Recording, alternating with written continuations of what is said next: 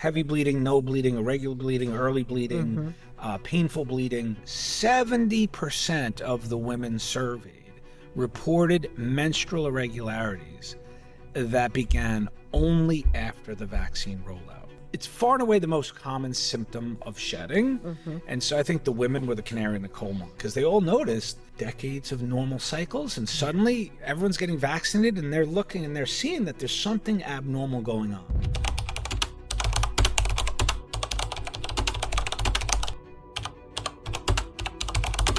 .99% of people were not dying from COVID. So why were we frantically rushed to get something where I was hearing firsthand from very qualified and intelligent doctors that they were seeing anomalies? Yeah.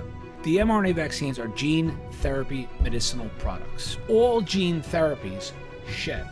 You know, when I came out and said, look, there's a possibility of shedding, we don't know what we don't know. You were probably one of the first public people to come out and call attention to. Guys, something's happening. We don't know what it is. Let's pause and be cautious and protect our kids.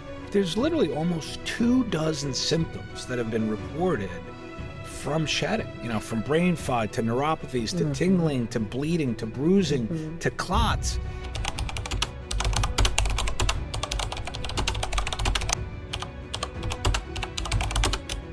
Because you were one of the first doctors that figured out ivermectin. A woman approached me in March of 2021 and recounted this episode where she'd gone to a massage appointment. The masseuse had just been vaccinated the day before, and in the very next day she started to have menstrual cramping, breast tenderness, swelling, and then she missed her period. Oddly, first case ever. I knew the mechanisms of ivermectin and how it might work against the spike protein. Put her on ivermectin. 5 days later, she had her period, and all her symptoms resolved. What I'm impressed with, as you're being a doctor, that you're using your critical thinking brain and your problem solving.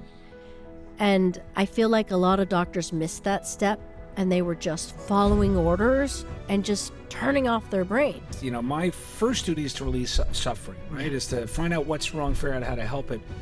And when I find most doctors nowadays, they wait to be told what to do. And if they don't know what to do, they don't do anything at all. So they don't know what shedding is. They don't know how to relieve it. I don't know what's wrong with you. And then, so basically you just refer. As an expert, I'm supposed to bring forth my expertise to the greater community and society. And so I was doing what I was supposed to do, and they were trying to get me to shut up. Try to silence you.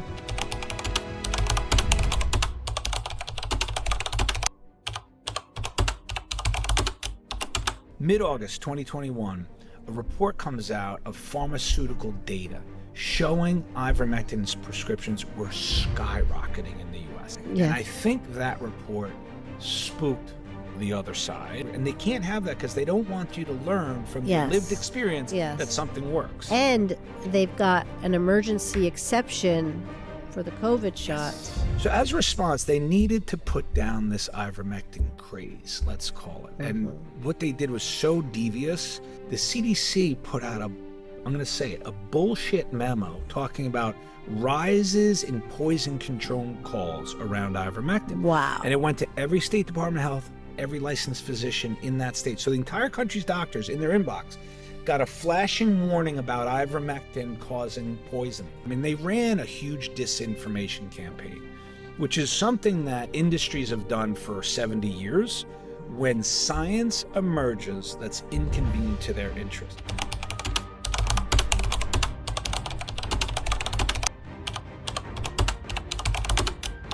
The scientific reality of what these vaccines were doing to the body was becoming really scary. And I wish more doctors were also critical thinkers, because the more doctors that stand together and say, we are not just going to blindly follow the CDC. I want the doctors to take their gloves off.